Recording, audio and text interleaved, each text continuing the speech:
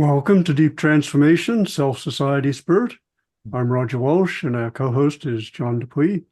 And our guest today is Jeremy Lent, a man who's had many careers, beginning as the CEO of an internet company. But his life changed dramatically midlife with the sudden death of his wife, which threw him into an existential crisis. And he spent a lot of time looking at what did he really want to do with his life? And bless him, he devoted himself to trying to understand the dysfunctional ways of thinking that have brought our species, our civilization to an existential crisis. He's done a deep self-guided study of a variety of disciplines, and he has written two and is now writing a third big picture synthetic overviews of the ways in which our dysfunctional thinking patterns, our assumptions, our cognitive biases and more, and our dysfunctional social and economic systems have really created the crises we're facing, what's currently called the meta crisis. He's written two major books, big synthetic works, deep works. The Web of Meaning is one, The Patterning Instinct is another. And these are really very impressive syntheses. He's also founded the Deep Transformation Network, our namesake. So as he's organizing the Deep Transformation Network and we're hosting the Deep Transformation podcast, I feel like obviously we had to have him on. So here he is. There's a lot we can talk about here, and it's of vital importance to everyone and to our civilization. Maybe we could start with the big picture, Jeremy. You've really focused in on writing these deep analyses of the problems we're in and why we're in them. Perhaps you could begin by kind of giving us an overview of the arc of your thinking and the way it's evolved. Oh, yeah, sure. Thank you, Roger, and thanks for that lovely introduction. And yes, there has been basically a big arc in how my thinking evolved. And it really came from starting out, as you would just describing, as going through what you could sort of consider a bit dismissively as a midlife crisis, but to me it was this existential moment in my life when the first part of my life was kind of crushed around me, and I was asking myself a lot about meaning, and and it was primarily because I kind of decided that whatever I did with the rest of my life, I wanted to make sure was truly meaningful to me. But I didn't want to take somebody else's word for it. I didn't want to sort of just believe in something because there was somebody with a powerful message that just made me go there and then maybe regret it 20 years later. And so I started to explore, what does meaning actually come from? And as I was doing this exploration, I wanted it to be something that could both be rationally acceptable to me. I didn't want to do any blind jumps, leaps of faith, but at the same time, something that actually meant something to my body, my embodied spirit, my heart, spirit, whatever you want to call it. In fact, that was part of what the exploration was what should that be called? So it was a little bit like peeling the onion, where I started to look at our received ideas, things, basic mainstream concepts about whatever, God, soul, and the difference between humanity and the rest of nature, all these ideas, and started to like deeper. Well, where did those ideas come from? Where did those come from? So it was a long arc going from some of the sort of mainstream thinkers that really shaped the mind of our dominant culture in recent decades. People like Richard Dawkins and the Selfish Gene was kind of the place where I began. Like, oh, well, let me try to understand what the big names tell us, how we should understand things. And that didn't make sense to me, but I didn't know quite why until I began to delve further and further into things. And from that arc, I began, one of the biggest discoveries I think I made as I was doing this exploration was that what people like Richard Dawkins claimed was hardcore valid science turned out to be actually a branch of science called reductionism. And I discovered this whole other set of sciences, things like systems science and complexity science, which you can think of as sort of sciences that look at the interactions between things rather than the things themselves. And along these years of that discovery, I also discovered that a lot of what these traditional wisdom or wisdom traditions tell us, whether it's Buddhism, Taoism, or other traditional Chinese thought like Neo-Confucianism, or even indigenous wisdom, actually are pointing to the same deep insights that modern systems sciences were pointing to, basically around deep interconnectedness. And to me, that was one of the biggest changes as I was doing this multi-year sort of investigation. So, and really one of the great realizations was, oh, so maybe the distinction between science and spirituality, or science and quality, if you will, or maybe that distinction isn't really valid, which is part of what I explore in that book, The Web of Meaning. Yeah, I wanted to add, I've been listening, not only did I read what you sent us in preparation for this, but I've been listening to some of your other podcasts. And you mentioned Fritjof Capra. And when I lived in the Bay Area, I was his assistant for a couple of years. And so I have great love and respect for him. And I think he was a man. At that time, I was pretty cynical about people in authority or power. And of course, it was intellectual authority, just the power of his words. First, the Tao of physics, then the turning point. I got there right after the turning point era. And I've noticed it's like a connection between you and Fritjof in your work. And I think you're carrying on that stream and talk about purpose. I think that Fritjof was very purpose directed and meaningful in his life, and that's why his work had such power.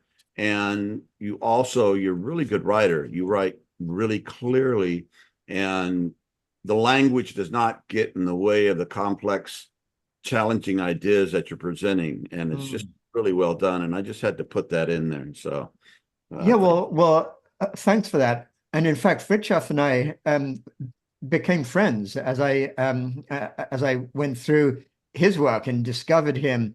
And it was interesting as I was reading, I think it was The Turning Point, in the middle of this kind of investigation, and I came across this chapter about systems thinking. And I remember thinking at the time, well, this one sounds really boring. I mean, it was the strange thing about systems thinking is that it's not really well marketed. It doesn't have a real zing to the word.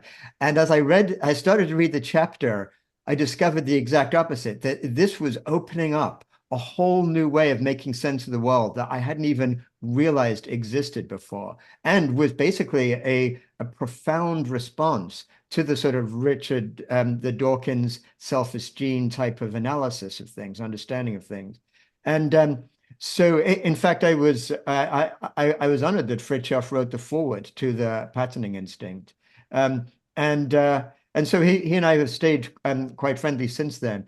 And it is true that part of what I try to do in these books and in my work is almost act a little bit like as a translator of some of these really arcane and kind of dense academic investigations into things like consciousness or evolutionary biology or all these different kind of things, and try to kind of, without dumbing it down, but try to make it so it's more accessible and a joy for people to actually read about, rather than have to sort of sort through all these complex abstract words and make it sort of feel more like work. So that's been really a goal of mine in these books, to make some of these ideas more accessible to anyone who's really interested to explore that. well done. And maybe you could say a little more about Dawkins' work and the selfish gene and the philosophical implications of that, and what people drew from that particular way of looking at things, and how that may not really be quite true at all. And yeah, sure. I'd be happy to. And although, honestly, there are so many fundamental flaws in that thinking of Dawkins' selfish gene from the perspective of a real holistic approach to understanding science. But maybe I'll just focus on a couple of them. And one is really just this concept of reductionism itself. And let me just explain what I mean by reductionism, because it's interesting. Sometimes people who are more spiritually minded start to sort of point fingers at science. They call it things like scientism or scientific materialism. And there's all these different words used about the critique they have. But as I got to look through this carefully, I saw that for starters, I see science itself as one of the greatest human projects that has ever really emerged in human history. This amazing project to try to understand the world in using our reason and using our ability to discern things and using language and conceptualizations, etc. And it's been phenomenally successful. And it comes with a set of values, by the way, values like openness and transparency and empirical approaches to try to understand things at a deeper layer. So science is not value-free the way people describe it. It actually has a set of values. Within science, there's a particular very powerful branch called reductionism, which really got started with Descartes when he was the one who almost defined the terms. So began to say, well, you know, if we divide things down into their smaller and smaller parts, we can understand them better, which was a brilliant insight and was very true and led to all, that really was a big cause of the scientific revolution and led to so many of the amazing discoveries we've made in these last few hundred years to the benefit of all of us. But what reductionism is that breaking down of things into, like, say, take science and break it into chemistry or physics and then break it down further into elements or particles. And then people like Richard Dawkins would take biology and break that down into studying the genes and saying, okay, this is the defining factor. Just like if you have molecules in chemistry, genes are what it describes everything. And that sort of gene-centric deterministic approach to biology became pretty much dominant thinking in the 20th century. But where reductionism goes wrong is when it's been so successful, so powerful, that many reductionist scientists begin to believe that because it can explain so much, then it must explain everything in the universe. And not only must it explain everything in the universe, but there's no other explanation of anything in the universe other than reductionism.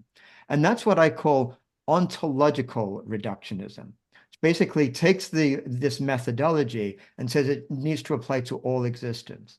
To me, that is the leap of faith that some reductionists take, and Richard Dawkins is one of them, that is as much a leap of faith as somebody saying, I believe in God, and therefore, I believe that the world was probably created in 6 days, just like it says in the Bible. There's no basis for that. And in fact, it flies in the face of empirical evidence. And that's where systems thinking is so important. Because what systems thinking says is it doesn't, any good quality systems thinker does not reject reductionism. But it's like saying, yes, reductionism explains a lot of those detailed stuff, but there's also, it's just as important to look at the ways things relate to each other. And when you start to look at the relationship between things, it leads to insights and emergent behaviors that cannot be explained by reductionism alone.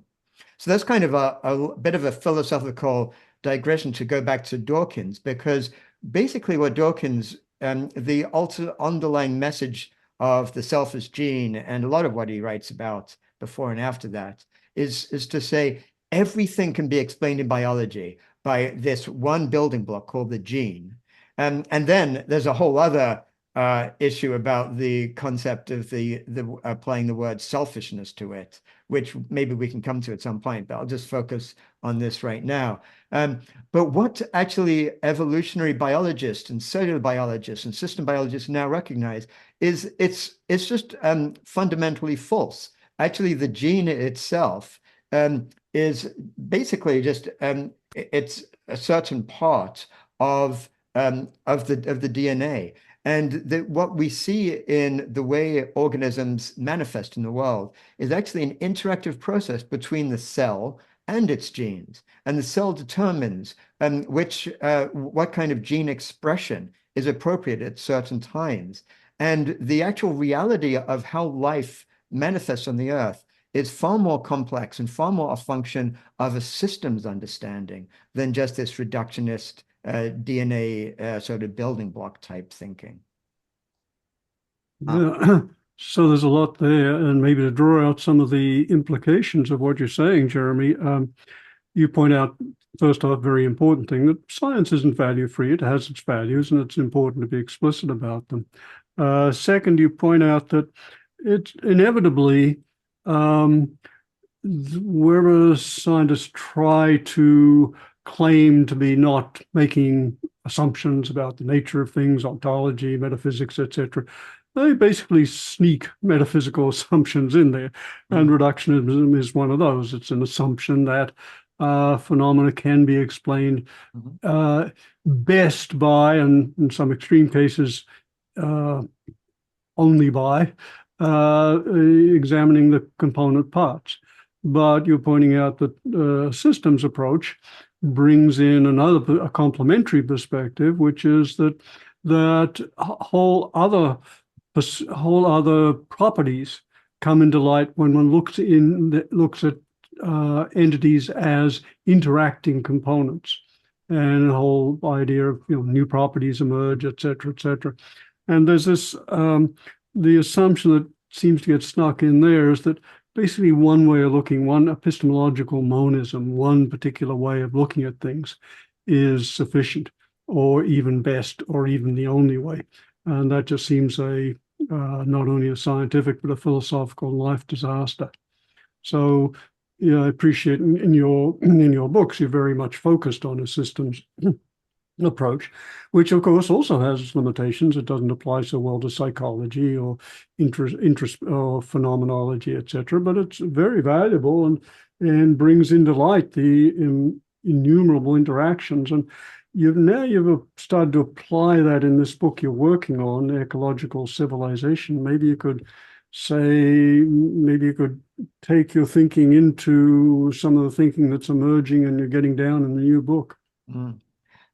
Yeah, sure. I'd be happy to there. And let's see,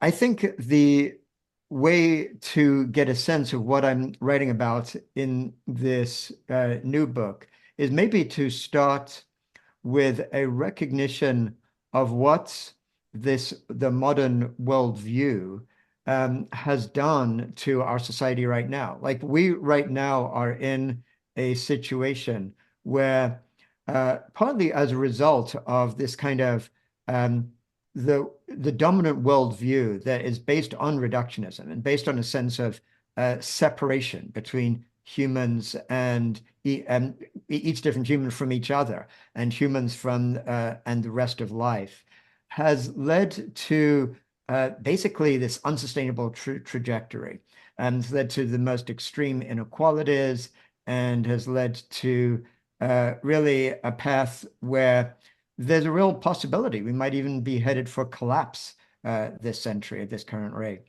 And as I did a lot of the research around those earlier books, I got to realize that actually every aspect of our world today is founded ultimately on that deeper sort of worldview of reductionism that leads to core values of things like extraction and exploitation in our dominant civilization as being okay. And if we were to actually design or start to co-create a civilization that was actually built on that sense of deep interconnectedness that I kind of explored in that book, The Web of Meaning, it would look very different. It would be a civilization that was actually built on setting the conditions for all beings to essentially flourish on a regenerated earth. And so this term ecological civilization is one that I came across as I did my research. Certainly wasn't sort of generated by me. But when I came across it, I was super excited because it gave the sense, this recognition that we needed to change not just one part, but every aspect of our civilization if we are going to turn things around. And the basis for that change can be taken as an inspiration from ecology itself, or ecosystems, and recognizing that the principles that have worked so well in ecosystems, that life itself has evolved over billions of years, can be applied with discernment, specifically for human flourishing as it has its unique needs, but can be applied to civilization in a way that could potentially lead to an actual, what we call like a flourishing future. But it does require, to use the phrase that both you and I have come to really love, it does require deep transformation, and transformation from the underlying precept of this dominant civilization to one that is based on actually setting those conditions. So this book I'm writing right now looks at the possibility of what things could look like if we actually did apply that transformation to every aspect of our civilization. And it looks at the leading thinkers in every, whether it's in talking about business or economics or agriculture or technology or urban design or governance, every different part of what we call civilization. There are people who are already doing the work to look very deeply and reconsider what's possible. After a couple of years of deep research into what they've done, what I'm trying to do is, as we described in those other books, take a lot of this deep research, make it accessible, and tie these things all together so we can see it really is possible to actually forge a future for us that could be much more beneficial. So you're suggesting that our way of thinking, which you call the dominant paradigm, has brought us to this existential crisis, and you emphasized reductionism as a factor in that worldview. And let's just maybe we step back a moment and just talk about the meta crisis as conceived of the many crises we face and all their upstream causes, both from psychological to anthropological to economic, et cetera, et cetera, et cetera. So when we look at the meta crisis from that perspective, seems like it's just a vast network of interdependent causal factors. And you seem to imply that you are focusing on reductionism as a primary factor there. But it feels like you actually are acknowledging a lot more than that. I wonder if you'd like to expand on that. That's a great place to go, Roger. And and that's actually one of the reasons I do prefer the word metacrisis to polycrisis, which are both used to describe what we're looking at right now. Because of the sense that a polycrisis does give a sense that it's more like a bundle of stuff that all came together randomly at the same time, and boy, we've got our hands full kind of feeling. Whereas a metacrisis gives this opening to explore, is there something meta? Is there something that is kind of goes above the different strands that we need to be aware of? And I do believe that that's the case. And I think that and maybe we can go back to that discussion I was talking when we were talking about reductionism, as you said, but look at what is kind of what is deeper to that.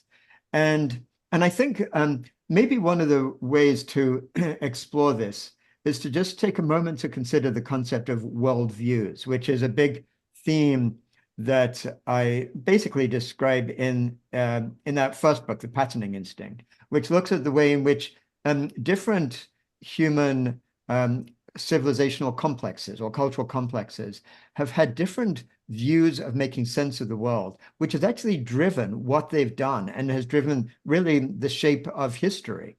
So we can understand a worldview almost like the lens through which people see the world, which is culturally inherited.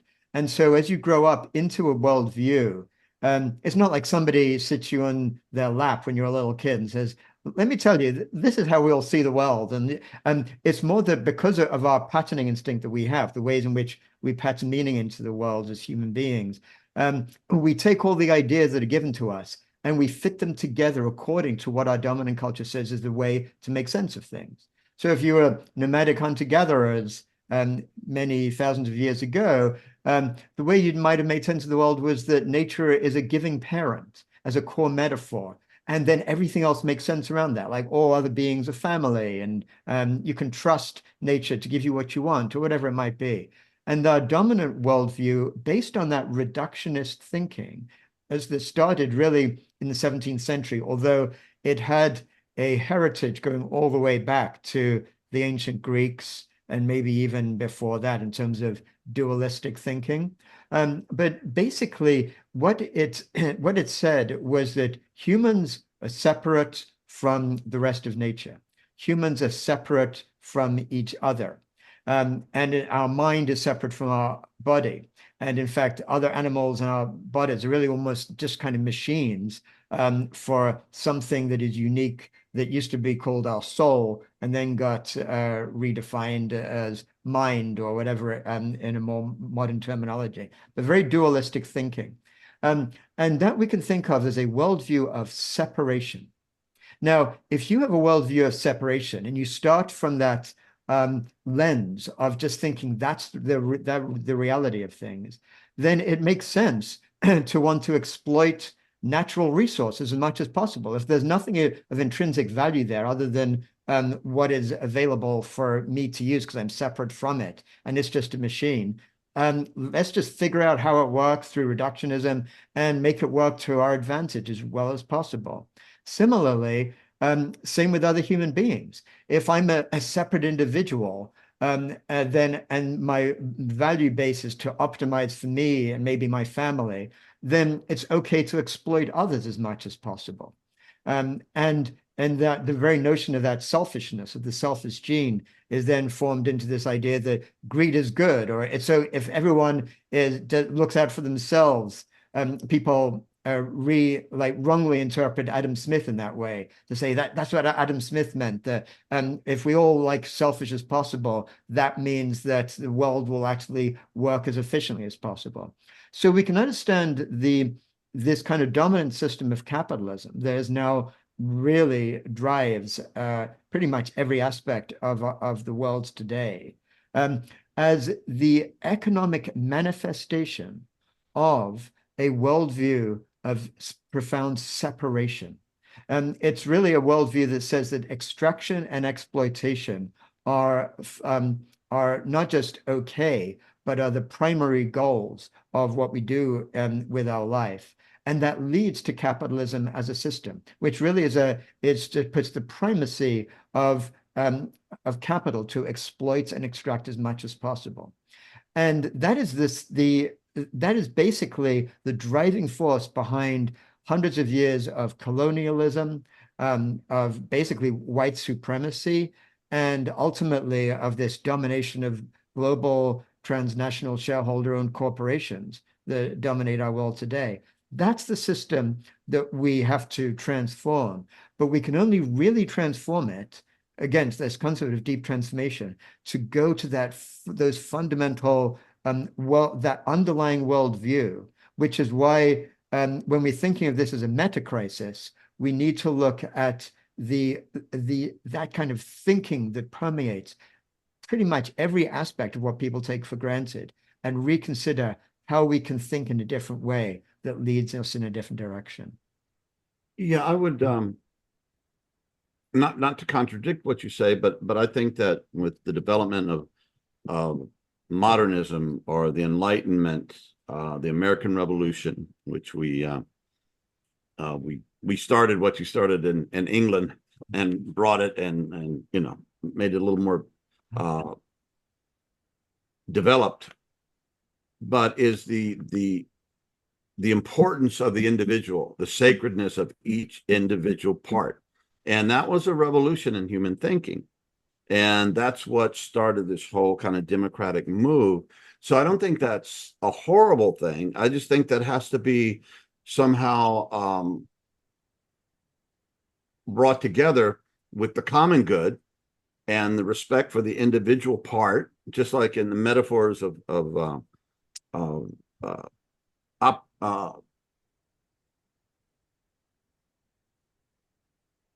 looking at these small entities. We have this phenomena where you look at it one way and it's an individual particle in quantum mechanics, and you look at another way and it appears to be a wave. So I think we're both that. So if you have something that is completely about the common good, you have something like developing in North Korea or China or something that just there's no respect for the individual rights. And then you take it to the extreme, as in the United States, with not Dawkins, but when I was growing up, it was Ayn Rand, who is the prophet of this, selfishness is good and the individual, all that stuff. And I noticed friends of mine that would get into her start acting very weird and start acting like assholes. That's the way I saw it in my young mind. So I read it and I said, no, this is wrong. So how do we bring forth the good stuff of the worth of the individual brought about in the modernistic Enlightenment, democratic revolutions, and at the same balance that with the common good. Yeah. And not only human common good, but common good of all sentient beings, and put that into together where we preserve the good stuff, even of capitalism, which has produced a lot of wealth and taken a lot of people out of poverty. And we live better than the pharaohs, the average middle class person in first world countries now. So there's been a lot of help, but how do we heal that without throwing out the baby with the bathwater and come to a higher ground? Yeah, you raise an important theme there, John, and love to explore that with you, specifically about this issue of it's almost there's a dichotomy that you're sort of laying out between like the individual and the common good. And I think there's a way to move beyond that dichotomy, which is what I want to explore. And then, but the other thing I also want to touch on is just that point about that you said at the end there about capitalism being the source of so much of the material wealth that we have right now.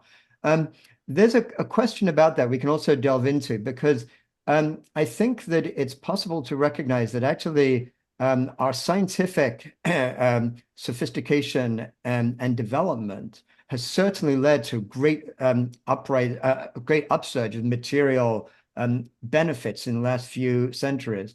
But there has been work done by people like Jason Hickel, an anthropologist and economist, looking at the relative impact of capitalism versus simple scientific knowledge and awareness. And there's arguments to be said that actually capitalism might have been more detrimental to that wealth and well-being for most people than the actual than scientific knowledge. But that's a separate issue. But I want to focus on this question of the dichotomy between the individual well-being and the common good, because I think it's a great place to explore. And maybe the place to begin is to look at what individual flourishing actually comes about, which, I said originally that a lot of my work went to ultimately to understand things, to questions around evolutionary biology. And what we now can understand from the findings of evolutionary biology and human, the sort of human niche, if you will, what gives humans the ability to flourish, is we are a hyper-social species. Human beings do not do well left alone. In fact, we rely on our communities for basically almost every aspect of deep well-being. I would say the pandemic kind of reinforced that. Yeah, that is absolutely true.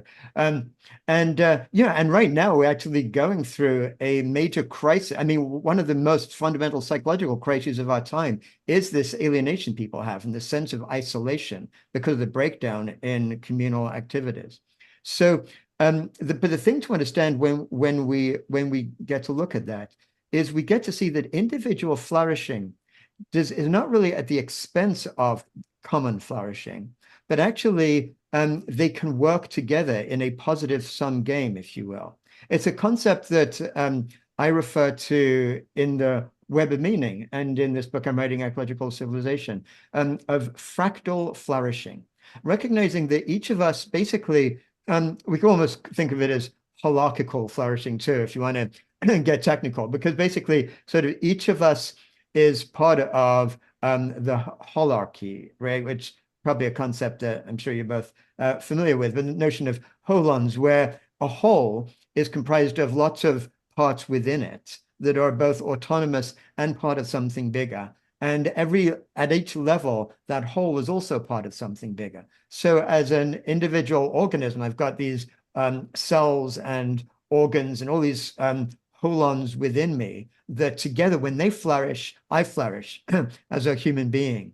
But I flourish as a human being when my community, different concentric circles, we can go all the way from my family to those close to me, to my local community, to my regional community, maybe to like a larger sort of global community, to all of humanity, to all of life. And one of the key principles of this book I'm writing on ecological civilization is that we don't have to see these as zero-sum games, that actually true individual flourishing can be fulfilled far more profoundly when it's part of your overall community flourishing, and when that's part of overall human flourishing, and then when that's part of all of life flourishing, and finding the ways in which those can happen at those multiple layers. That is, well, for starters, that's part of, I was saying before, ecological civilization takes its inspiration from life itself. That's part of what life itself discovered over billions of years. It's a concept of, in evolutionary biology, of mutually beneficial symbiosis, which is the sense of when one part and another part actually work together, not in a zero-sum game, but to the benefit of both of them. And when you look at the evolution of life itself from like simple cells billions of years ago to complex cells with nucleus, and then to multicellular organisms, and then to mammals, and then all the way to social species, and then to humans. In all of these cases, what we find is the big jumps in the complexity of life didn't arise from one species outcompeting the others, but actually learning how to cooperate through mutually beneficial symbiosis. And that's where what we actually do find is that true individual flourishing is most fulfilled when it's as part of the community. That's a great finding from indigenous traditions. A lot of indigenous people come from those traditions, but to explain their philosophy and more of the mainstream world, explain exactly that an individual in an indigenous community doesn't have to like take down the expression of their individuality, but actually can be far more who they are, but as part of contributing to the community rather than being separate from the community. That, I think, is the key, really opens up all kinds of possibilities when we look at it in that way. So, sorry, go ahead, John.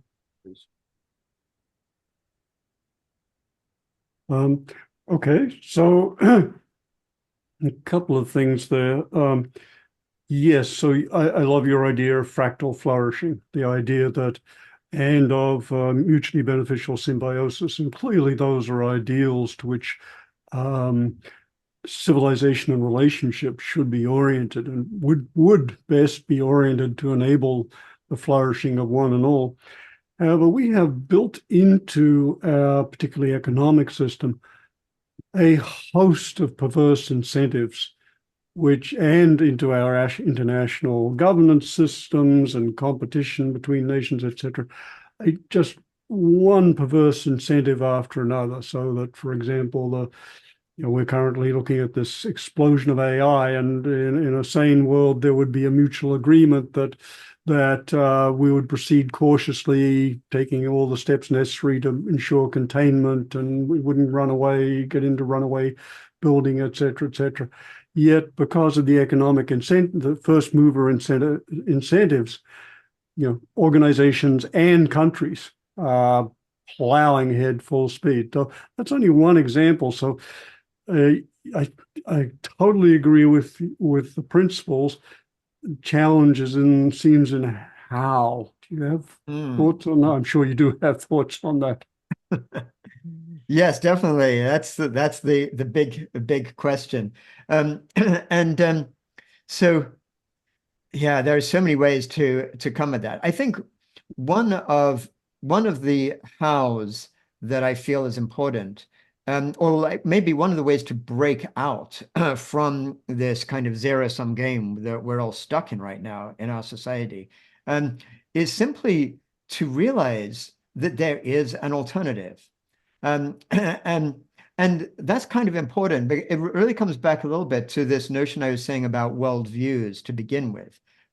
When we develop and sort of grow up within a worldview, most people, most of us don't even realize we have a worldview, right? We just, it's a little bit like fish swimming in water, the famous person, and another fish comes along and says, nice water today, right? And the one fish looks at the other and says, what's water? Because that's all that they know. And similarly, when we live in a worldview and we don't realize that it is a worldview, we just think that's reality. And one of the notions behind my work is to help people to recognize that actually, once you realize you have a worldview and there are other potential worldviews, it kind of liberates you to look at these other possibilities and opens the doors to what you can explore. Similarly, when we look at our dominant economic system, there's this famous quote from Margaret Thatcher back in the 1980s with the rise of neoliberalism. And she famously said, there is no alternative. This was right around the time when communism was collapsing, or the sort of that sort of Soviet model of communism, etc. And in fact, that became given an acronym, TINA. There is no alternative, because it was such a powerful message. And that is basically what the last few decades have been built on. So right now in our normal political dialogue, whether it's the more right-wing parties or the more supposed left-wing parties in the dialogue, they basically start from the concept that there is no alternative to global capitalism. And so either you just make it freer and just let everything let the corporations do whatever they want, or you try to put some regulations on it here or there, but basically that's it. And so one of the ways to break free, the how, is to realize there is an alternative. And that's part of what I'm really trying to do with this book. There's a famous quote, actually, that Frederick Jameson is attributed to him, that says, for most people, it's easier to imagine the end of the world than the end of capitalism. And because of that, it's so important to realize there actually is a path we can go to. And I feel that's important just from, if we think of things from a systems perspective, if we think of our dominant society right now, like a self-organized system, it's very tightly cohered, but it's beginning to unravel because of its own inner contradictions, the incredible inequalities, the ecological destruction, the climate breakdown, etc. And so when a system begins to unravel, it starts to move towards a phase transition. And what that phase transition can be a very troubling, turbulent time when it feels very chaotic. And then at a certain point, it reorganizes into a new coherent pattern. So the question is, what will that new coherent pattern become? It could be as terrible as a collapse. And the new coherence is basically just people living like without any of the benefits of modern sophisticated technology of any kind, complete disaster with mega deaths, etc. Or it could be like a sustainable and flourishing future. But in order to get to that place, you need to create what are known as attractors, like powerful energy sources that can pull the system towards that new coherence.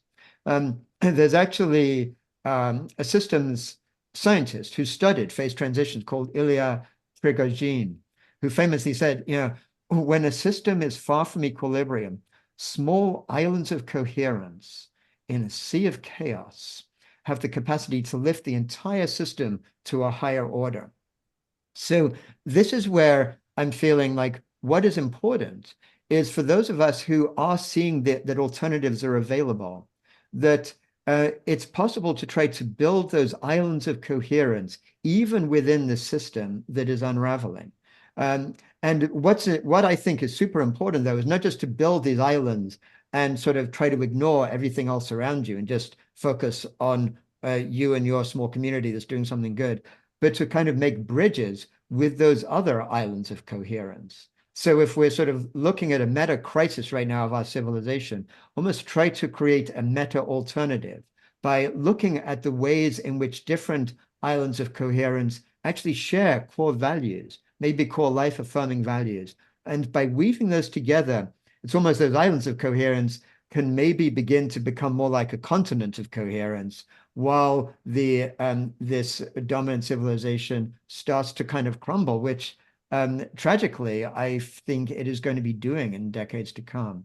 Yeah, That's kind of my, yeah, it gives you a sense. Moving into chaos, but I was wondering, you were talking about attractors, and could you point out perhaps concretely at some of those attractors that are going on now in the world that you can recognize that might be sources of change, of new coherence, of pulling us through this very chaotic things where things seem to be falling apart in a lot of ways? Yeah, sure. Well, so yeah, and that's a great question. As things are falling apart, there are so many fabulous ideas and communities building on alternative ways of being.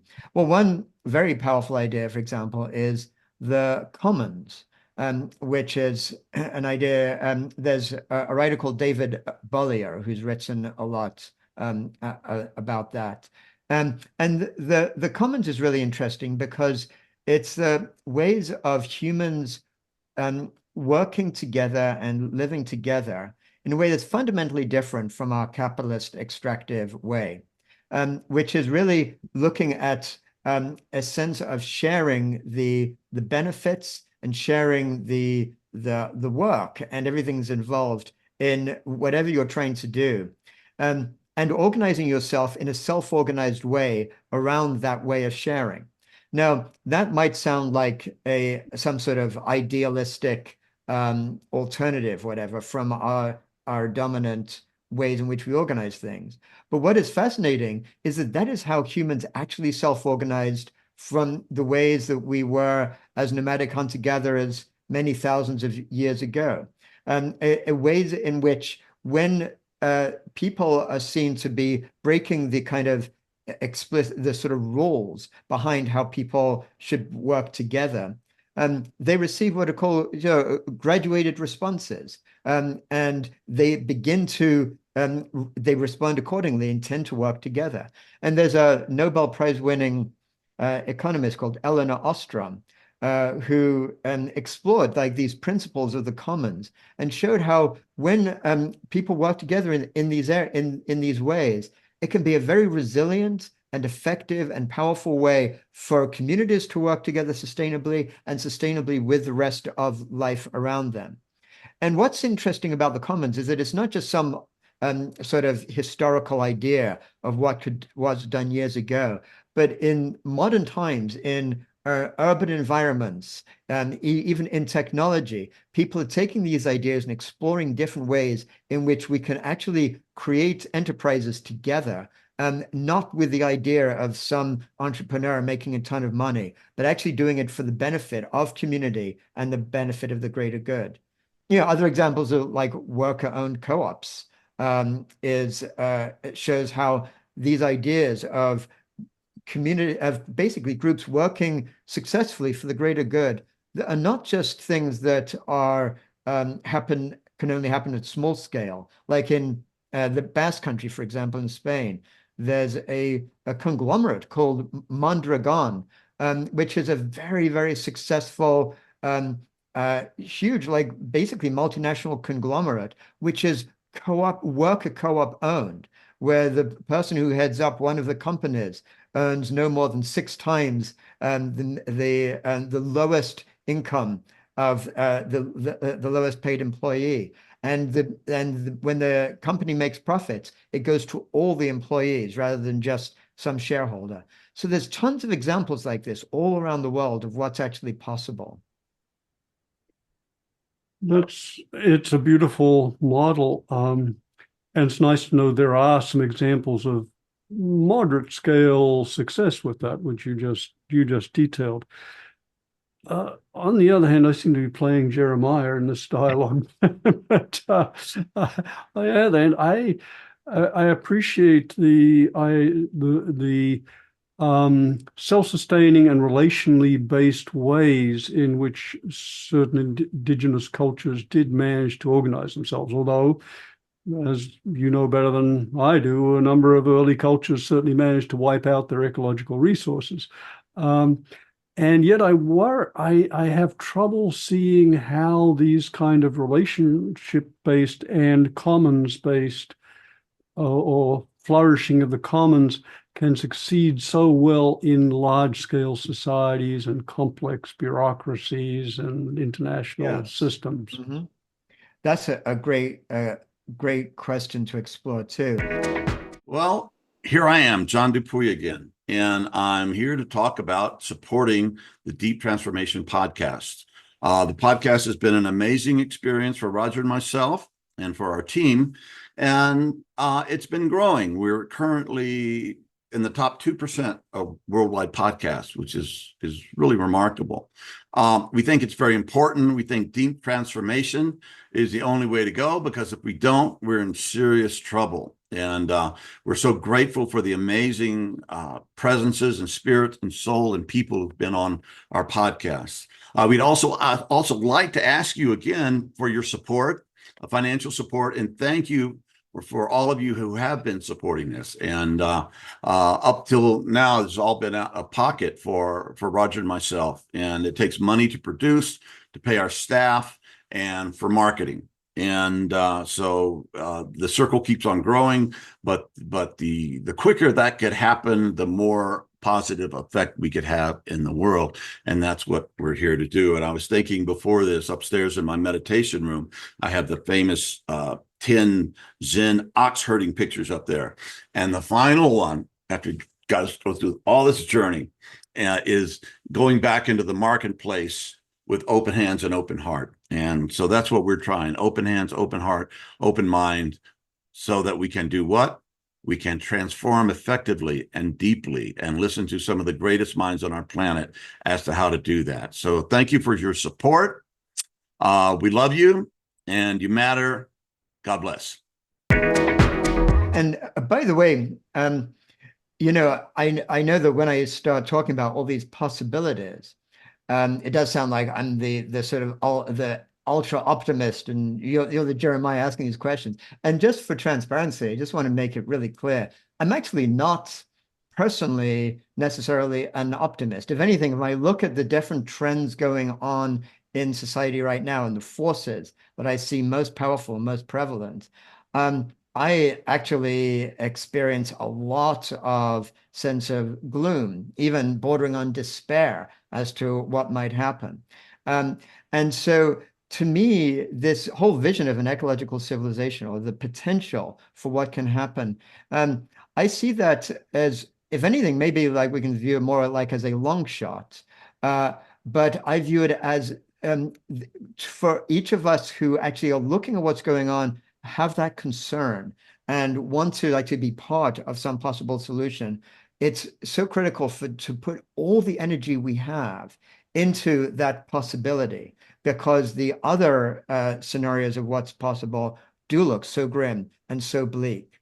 And so I just want to make that clear, that it's not that I believe, oh, this is going to happen, but more that by enough of us working together, I definitely believe there is at least the potential for it to happen, but it requires big shifts, and it does require a lot of conscious coherence to get to that place. So just want to be really clear about that. But to get to your point, Roger, about how did this kind of self-organization take place at scale? Well, that same person I was referring to, Elinor Ostrom, who wrote about this in great detail, describes what she calls polycentric self-organization. So when we just, one of the things that she did is look at how there are certain principles to how a commons can work effectively together that you can understand best if you just look at a commons as being a relatively small group of maybe hundreds or so of people working together. Along with Elinor Ostrom was and is one of the world's leading evolutionary biologists called David Sloan Wilson, who's written a lot about these evolutionary steps towards greater levels of cooperation in the history of life. And he actually worked with Elinor Ostrom, and he's taken some of her ideas and generalized them to look at what are the core principles that are needed for pro-social behavior among people. So he's written a lot extensively on that. And one of the core elements about that, we were talking before about fractal flourishing. These concepts, when they can be applied in a microcosm, like a small group, but then they can also be applied in larger and larger scales, going from the community level to maybe an urban level to a regional level, and potentially, and this is where, of course, we can't empirically test it, because I was going to say potentially at a global level, but we don't have like 100 different worlds that we can test some on and see how that works, which is part of our issue here. So this is where we have to be more exploratory. But there are actually places in the world where this is not just theory, but practice. There's very little known about because hardly ever even mentioned in mainstream media. But there's a region in northern Syria where Kurds mostly live. It's called Rojava. And when Syria began to collapse after its civil war some years back, we're talking about a large region of millions of people who live there. And they started to apply a form of governance called democratic confederalism, which basically takes these very notions of self-organized units, truly democratic, where maybe at the microcosm level can be as small as what you might think of as a city block, or just a small group of people actually elect people to make decisions for them at that autonomous level. And by the way, they always have both the male and female leading these little groups so that there's gender balance. And then it goes up and up, like fractally, basically. To the next level will be a larger area within a city, then maybe the city, then maybe the region. And it goes all the way to a group that is elected. And the elections happen not by everyone voting for one person, but each small group get together and choose the next level up who's going to represent them. And at any moment in time, they can choose not to choose somebody else if they don't feel they're being represented properly. So this is an example of a very different model, which really is a far truer manifestation of democracy than the electoral democracy that we sort of think we have as democracies today in most of the free world today, because rather than just voting for one political party every 5 years, the actual choices start from the ground up, and they get manifested at these different layers. So the point about this is to recognize that there are ways in which these same principles can apply even at global layers. The COP proceedings is an example of a partial success of that. Like, for example, in the Paris Agreement in 2015, when nations of the world at least agreed to try to do something about climate breakdown. The principles that were applied then by Christiana Figueres and others to get the nations to come together were very similar to these principles of the commons. Basically, if one country was refusing to be a part of it, they'd use kind of principles like shaming, and get them to buy in, to recognize that they would be outcast from the community as a whole if they're not pulling together for the greater good. Now, that was kind of flawed because of some of these very things you're pointing out to, the toxic layers of power politics and the toxic influence of mega transnational corporations and what goes on. So this kind of points to some of the great challenges of trying to accomplish this. But the point is that in principle, it is actually possible to apply this at a global level. And given the nature of the meta crisis with an almost limitless number of interacting components, and each of which can be both cause and effect, and etc., enormously complex, but many, many factors. And as you point out, I think you have a quote, I even took it down, if it will require transformation in virtually every aspect of civilization. And so the question that comes up then is, what are the most strategic places to intervene? And of course, it's more than just that, because each of us has our own particular calling. Some things speak to us. You seem to have chosen to look at what are the root cognitive biases or beliefs or assumptions that are operating, from which spin our worldview, and from there our actions. So I guess I'd love to hear both a personal response from you as to what calls you, what do you see as your particular place, the pusto, where you can stand and have most influence, or where you can be most effective, trim tab, and more generally, what do you see as the intervention points that are really crucial? Yeah, thanks for that. So from me personally, I've been very inspired by a concept put out by a radical economist. Her name is Sandra Waddock, and she's recently written a book called where she writes about the concept of a transformation catalyst. And to me, this is a really wonderful notion. And if we can get back to that idea I was talking earlier about, that Ilya Prigogine concept of how a system, as it begins to go through a phase transition, really what we're trying to do is to be a catalyst in a sort of a set of reactions. And as we know, like in a chemical reaction, a catalyst is something that can be relatively small inputs that isn't necessarily part of the reaction itself, but triggers a set of activities that can lead to then very powerful chemical reaction to happen.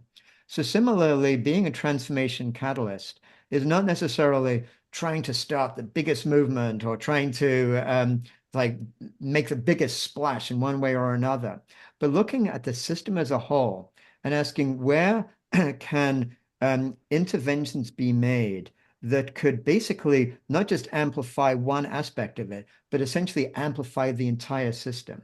So to me, this is where I do view this idea of an ecological civilization as being so powerful, because one, it creates an attractor of something that is possible and gets people to realize, yes, it's actually not some utopian ideal. It's actually something that is kind of happening in different parts of the world and is being stopped by the dominant forces, but we can try to move towards that. But I think just as important is to realize that there are right now thousands, tens of thousands, innumerable movements of people around the world working towards that life-affirming future. But right now, they tend to be rather separate from each other. So if you go to a transnational corporation, you might have tens of thousands of people all working under a very powerful hierarchical structure where the CEO decides something within hours or days, the entire global system is taking their orders and doing something in a certain way. But the movements for deep transformation, movements for positive transformation tend to be more separated from each other. And being separate, they tend to be weaker than if they were all joined together. So I think one of the most important things that I feel I can do and that any of us can do is kind of look at how we can connect up some of those individual strands. And connecting up means really letting those strands become sort of self-aware, that they are part of a bigger system towards that transformational change. So personally, I'm working on developing sort of a really more of a more focused coalition of different groups who are working in this area to begin to become a little bit more coherent and conscious about working together towards that change that we need. And there's basically a great model for that, interestingly. In fact, if we look at the 20th century and look at just the way history, the direction of history in that century, there was one particular movement that we can say was absolutely successful in transforming some of the fundamental ideas of the world in that century. That movement is called neoliberalism. And if we look at the way that the ideas people took for granted, say in the 1950s or 60s or 70s, and then look at the ideas that people take for granted now, ever since the 1980s, there was a fundamental change based on this idea of unrestricted markets and reducing all kind of as much state power as possible and giving as much power as possible to corporations and to wealthy elites. And that's really has dominated the world since then. But that did not happen just by itself. Way back in the 1940s, there was a small group of people, people like Friedrich Hayek and Milton Friedman, who were concerned that they thought the world was going communist on them. And so they created what they call the Mont Pelerin Society, a small group of people dedicated to shifting what they called the Overton window, which was the window of what was considered acceptable discourse within normal mainstream thinking. And for decades, they had almost no success. From the 1940s all the way to the 70s, you could have looked at the work of these people and say, well, they've had no impact. The world's not even taking them seriously. But they seeded these ideas in different parts of the world. And by the time the 1980s came along, they had a completely coherent system in place that people like Ronald Reagan and Margaret Thatcher could start to talk about, and really shifted the way in which people think. So to me, that's awful as I feel the effects of their success has been. That's an inspiration to me, because I can see that it is possible for people, a group of people who are thinking outside of what is mainstream dominant thought, to actually fundamentally change the longer term future of where we're headed. So that's my sense of what might be possible.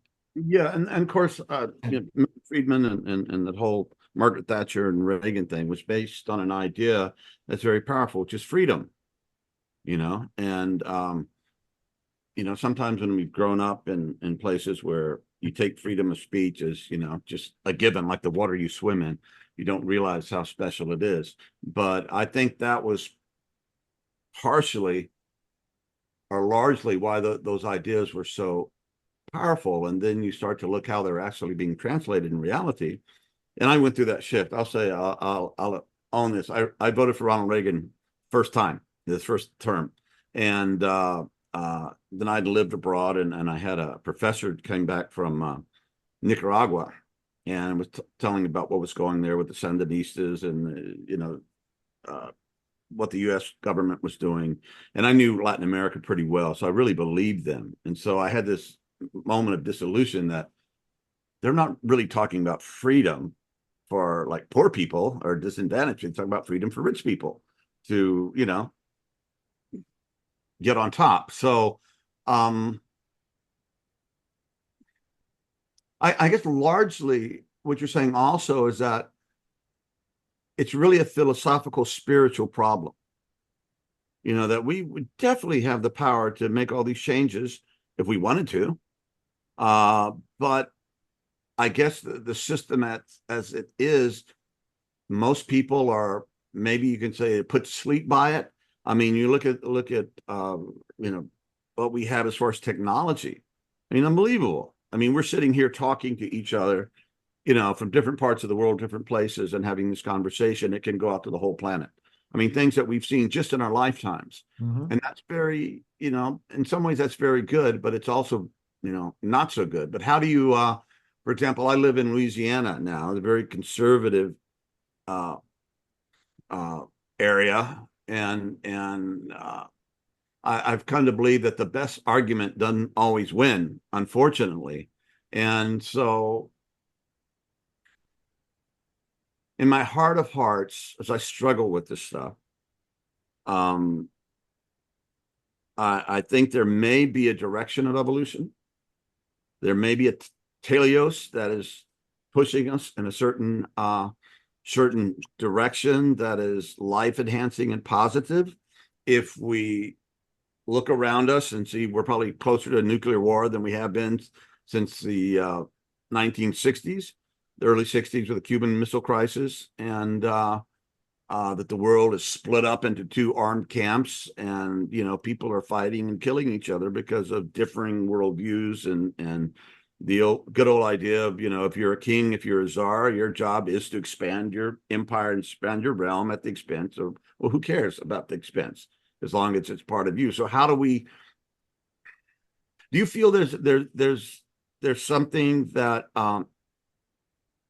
is beyond the mere individual human or even the collective human that is driving us in a way that might lead us in a direction that you were talking about, a more sustainable, a more compassionate, a more fun, even a more exciting way to live? Or we just, you used in your book, hopium, is this just something that we tell ourselves to make ourselves feel better? But do you feel in your heart of hearts that there's something that could possibly take our chaotic situation right now and move us into a more complex, more beautiful, more functional system, almost very quickly, almost overnight, as way change happens sometimes. And it appears through it in the evolutionary record. They don't have all these missing links that build up, and then okay, this is modern man. You see leaps in evolution. It seems sometimes it just appears very quickly. So do you feel there's any kind of thing like that we can, in our souls and our hearts, we can kind of hang on to and do our individual best to realize the world that you're talking about? Or is it just because it's pretty discouraging? Yeah. No, I hear you. And I would very much, I'll tell you, I'd very much would love to believe. It reminds me of that famous old quote from Reverend Martin Luther King Jr., who said, like the arc of progress is very long, but it veers towards justice. And if you can believe that, there's this wonderful feeling that you're on the right side of history and you're moving in that way. And I would love to believe that is inevitably the case, but honestly, I don't. And I think that people who see some sort of almost like mystical evolutionary force that must be driving us in that direction, I feel that they're choosing to find a belief that might give them a sense of spiritual sustenance. But I can't actually believe that because I see examples that don't necessarily show that. And like by way of an example, like a sort of a counter example to those ideas, like thousands of years ago in India, the population was invaded by Aryan tribes from Central Asia. They basically they conquered, dominated the indigenous people that they conquered, and they created the caste system. Now that caste system stayed stable, absolutely a terrible, horrendous, awful destruction of people's rights. It stayed stable for thousands of years, and to this very day continues to be a major defining part of Indian culture. That's an example of a dominant culture that came in, conquered another group and maintained dominance for thousands of years. It's not necessarily true that there is this arc of progress towards something better. What I do believe is true, and this is not so much a matter of belief again, but just what I've learned from the findings of evolutionary biology, that when we look at life on Earth, it is absolutely true that the complexity and richness of life has actually increased as a result of these major phase transitions of increases in cooperation. And what I think when we look at our current situation right now, and this is where people like David Sloan Wilson, I mentioned earlier, writes very well about, it's as if we are actually looking at this. It's a fundamental question. Will we get to that next level of cooperation? Like, we are now a globally powerful species. We have the ability to basically destroy life on this earth through a nuclear holocaust, or we have the ability to just collapse ourselves and just go back into some sort of more primitive form of organization that we may never be able to develop civilizational sophistication again, or we have the ability to break through to another level of greater sophistication, of greater flourishing for humans and the rest of life on Earth. Now, whether we get to that next level is really about are we able to self-organize to set the conditions for the pro-social behavior on a global level that is required for that breakthrough? There's no guarantee in my mind that that is the case. And there's many empirical reasons right now, as we look at everything that you're describing, to believe that's not the case. And we may be headed for total destruction.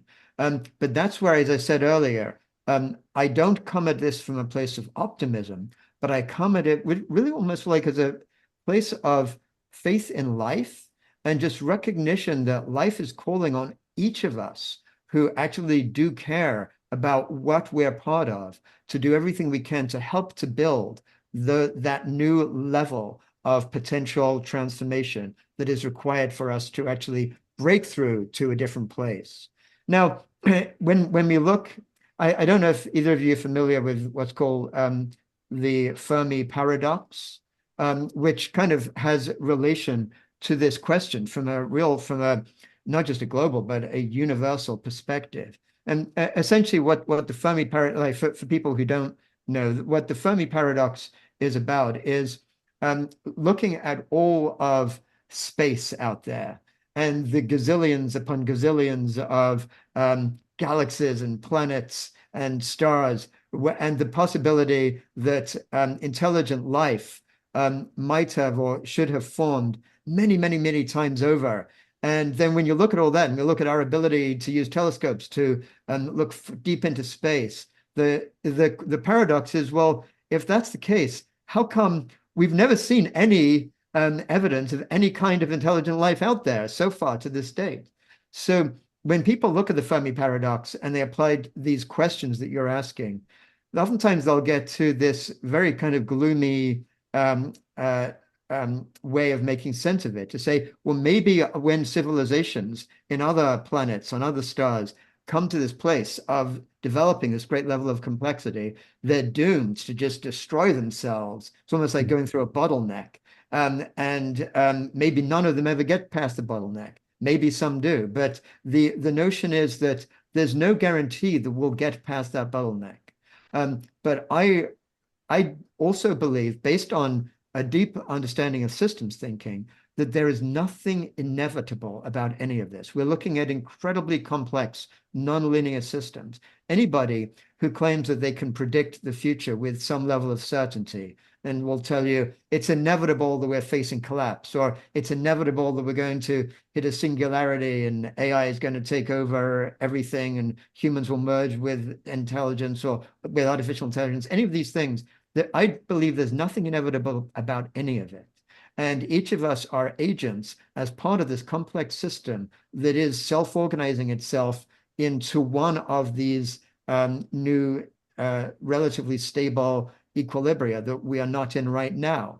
And so it leads to a sense of agency that each of us, no matter how small we might feel, we're actually part of something much, much bigger. And by being part of something much bigger, it gives us, I sometimes feel like we can look at it in sort of two ways, or we can react in two ways. One is there's a sense of responsibility that comes from that, because it's nice if it's just a spectator sport and we're looking at something that's happening out there, we can like cheer on the good guys and whatever, then it's like we're not actually part of it, and so we're not so much responsible. But if we recognize we're actually part of it, it means that the choices we make every day, the choices we make about how we relate to something we don't like, about the kind of energy, the ripples we put out into the world, they matter. And because of the nonlinear nature of these systems, we don't even know the impact that some of these things might have over the long-term future. So that's one way of looking at that reality of true agency. And another way of looking at it is a sense of liberation, because it means that actually we are part of something bigger. And so there's a sense in which it makes, to me, at least personally, it makes my life feel meaningful, because no matter how small I might feel as part of this entire massive system, everything that I do, I'm not just speaking for myself, but it's true for each of us, in my view, everything each of us does, the choices we make matter. And that really informs the ways in which we relate to each other, to the world at large, with a sense of meaning, and a sense of kind of authentic engagement in trying to co-create the future that might be possible. I appreciate your balanced view there, and I think you've given an answer to the question of the conundrum, the choice between the extremes that some people take and easy to fall into, of either optimism or pessimism. And it seems what you're suggesting is what seems to me a more realistic perspective of agnosticism. We don't know how it's going to turn out. But given the fact that we don't know how it's going to turn out, and I think you made a good argument that we can't know how it's going to turn out, it's way too complex for us to know about. There are way too many variables, but it does lead to a sense of responsibility that given we don't know how it's going to turn out, and given that billions of lives are at stake, then it feels like there's no greater calling than to do whatever we can to best do in order to contribute most effectively, not knowing how it's going to turn out. And that, of course, brings in the whole element of how does one work at something when one passionately, when one doesn't know how it's going to turn out. And of course, the classic answer to that was the Indian yoga of karma yoga, of doing one's work and action as a practice in which one's work and action are the very focus of one's practice, and one does it out of an offering to the greater good. One does it as impeccably as possible, and one also simultaneously attempts to let go attachment to the outcome so as to reduce any egocentric biases and investment there, and to be able to do it as freely and as effectively as possible. So I want to acknowledge that, that's a very, as far as I can see, a very appropriate and honest stance. Yeah, and I like what you say, Roger. Thank you for that. For talking about that deep sense of trying to move away from attachments to an outcome. And I do feel that is one of the most important things that we can do when we are looking at what is going on in the world right now. That I mean, personally, I find myself really pulled into a sense of deep, it's a sense of both deep despair and grief at the terrible losses taking place to the richness of life on Earth, the terrible destruction to other human beings' life and dignity as a result of these corporate transgressions that go on, and these nationalistic ways of being that cause so much harm. And then that to me, that leads to want to get engaged and want to try to make a difference. But that then leads to this kind of either or these kind of battles against forces that we see as bad. And then attachment to an outcome, wanting to see something good happen as a result. And then things don't happen that are good.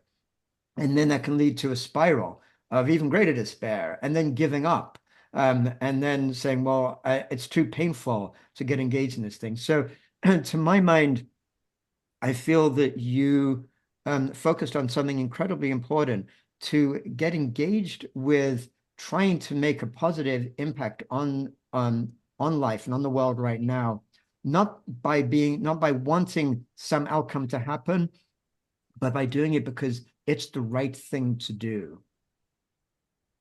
Yeah, yeah, beautiful. I know a couple of things I want to get in before so much to try and get into this time, and you probably have more too, John, but two things I want to get in. Well, first is development. You have focused very appropriately on the need, for example, for us to move into a more systems kind of thinking and appreciation of the vast interactions between forces and entities and systems and people, et cetera, which is quite different than as you counterposed it to the reductionism, to look at just the core constituents.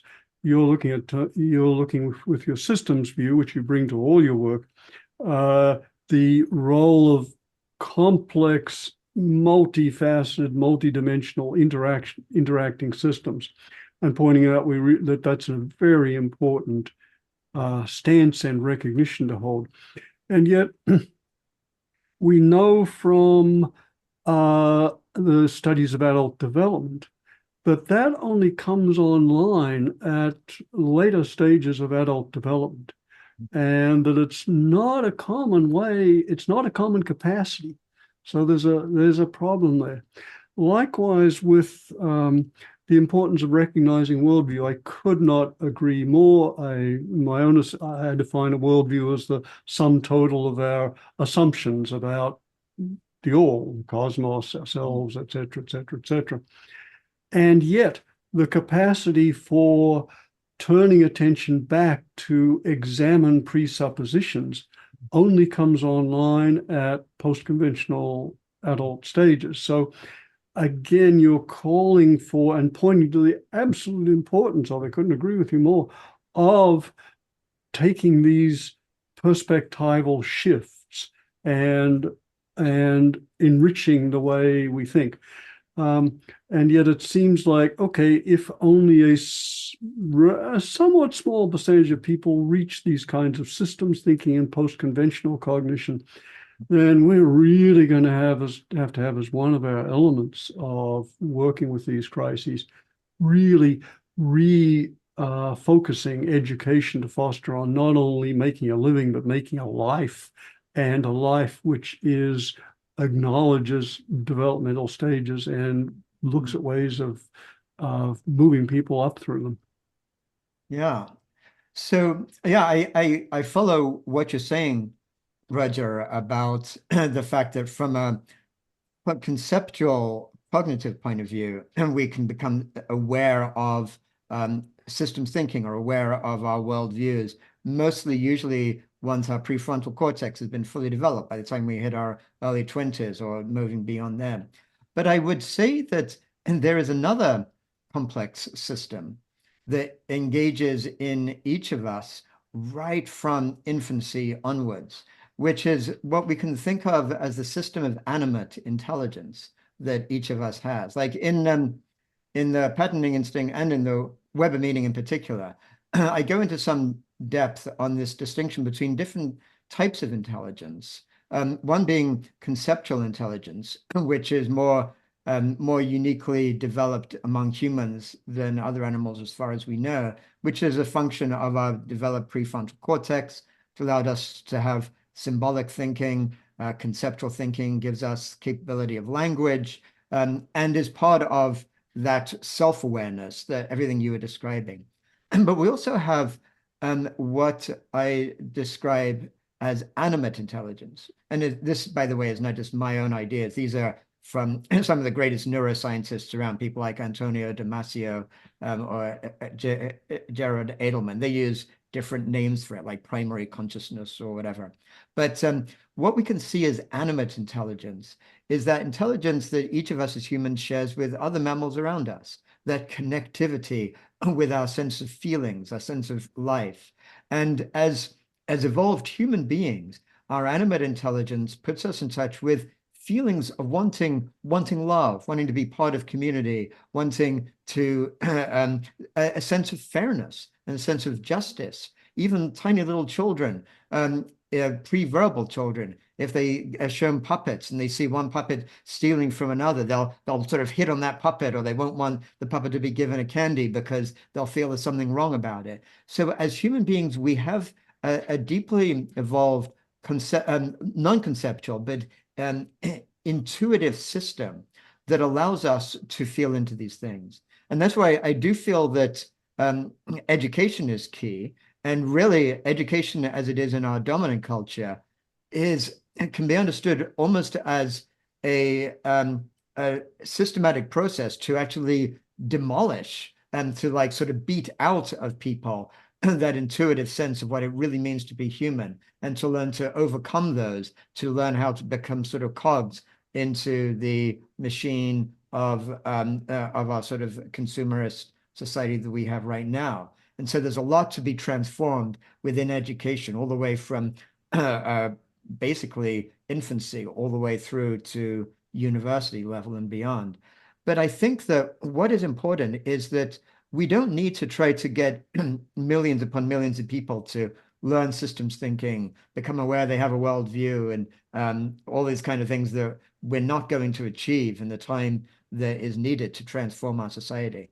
But what we can do is connect with people's hearts, because basically every human being born is born with that evolutionary desire for love, for being part of a flourishing world, for caring about the rest of non-human life around them.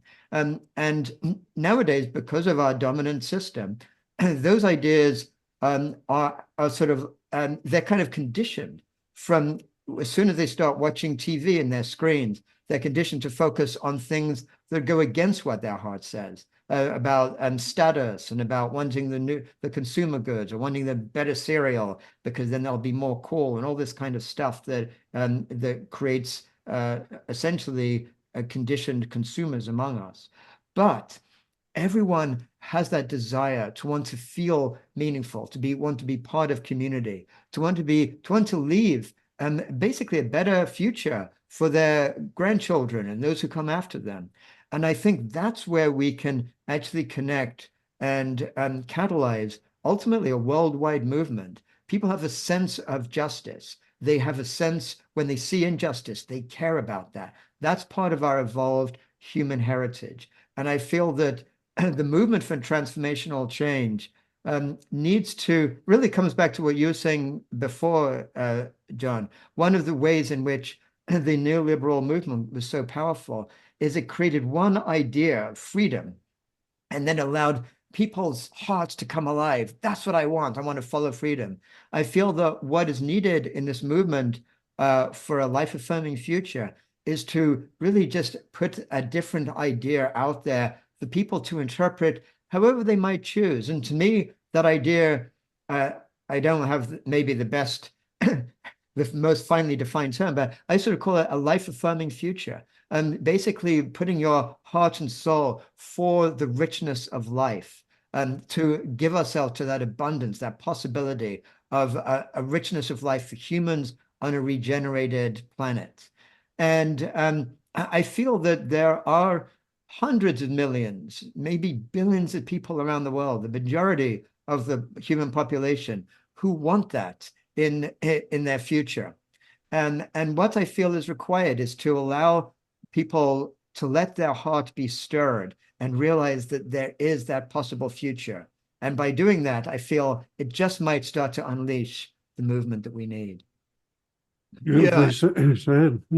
I think I took over the Jeremiah role from you. But to not end this thing up as being a total bummer, I might add, are you familiar with the work of Rupert Sheldrake? Yes. Yeah.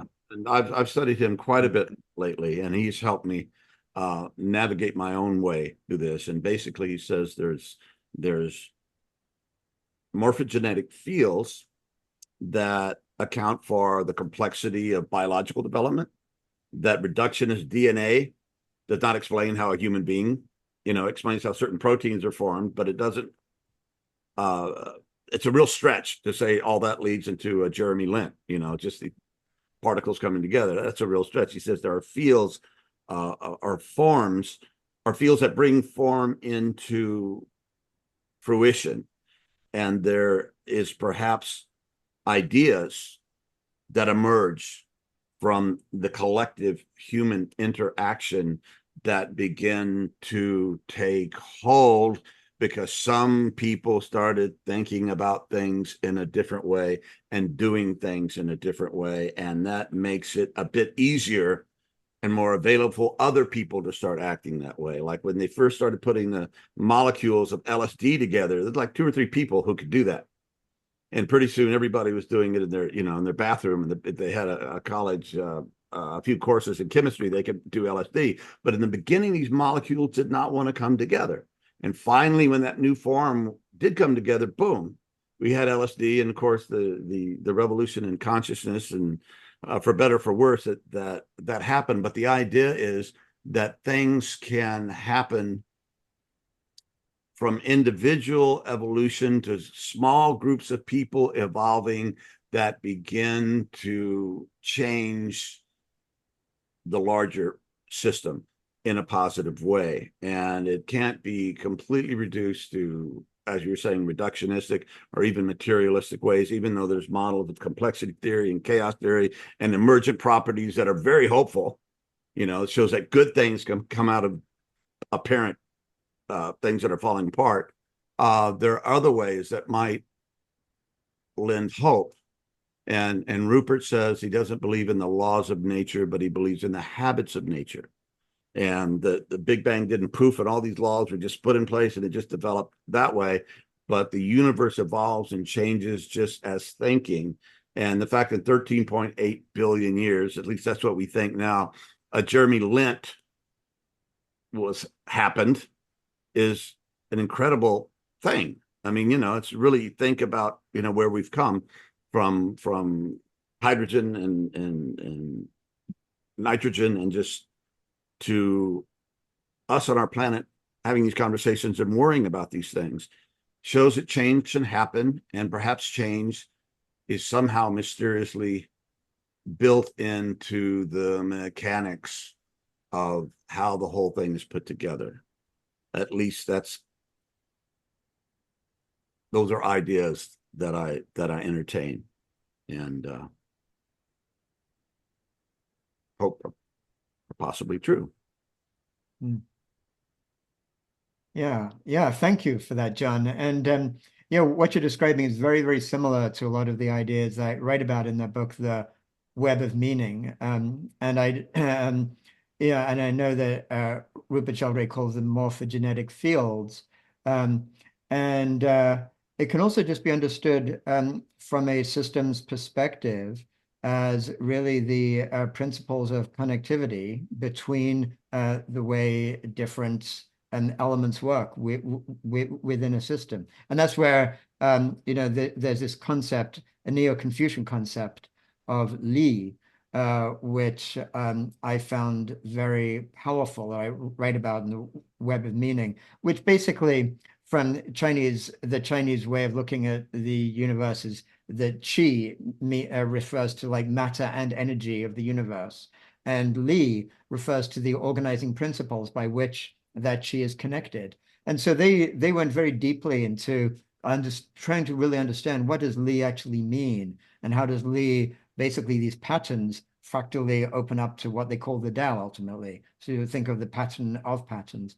And you end up to a very similar place of what Rupert Sheldrake comes to with morphogenetic fields, that there are things that can't be predicted by just using a more reductionistic approach to understanding. And that's where I feel systems thinking is so valuable. So thank you for that. Yeah, well, Jeremy, I want to thank you for the depth of your scholarship the gift of your communication, not unspoken, but also in your written work, and in your compassionate heart, and the way you struggle with this stuff, for not just for yourself, your own peace of mind, but for all of us. So it's quite a contribution, and Thank you, John. grateful. Yeah, ditto. And thank you. So many beautiful ideas and hopefully transformative catalytic ideas in what you're coming up with. And may they be the catalysts we need. So, yeah, thank you very much for your work, Jeremy. And it's a pleasure and honor to have this dialogue with you, and keep writing. Thank you. Thank you, Roger. Yeah, I greatly enjoyed this conversation with you both. Thanks so much.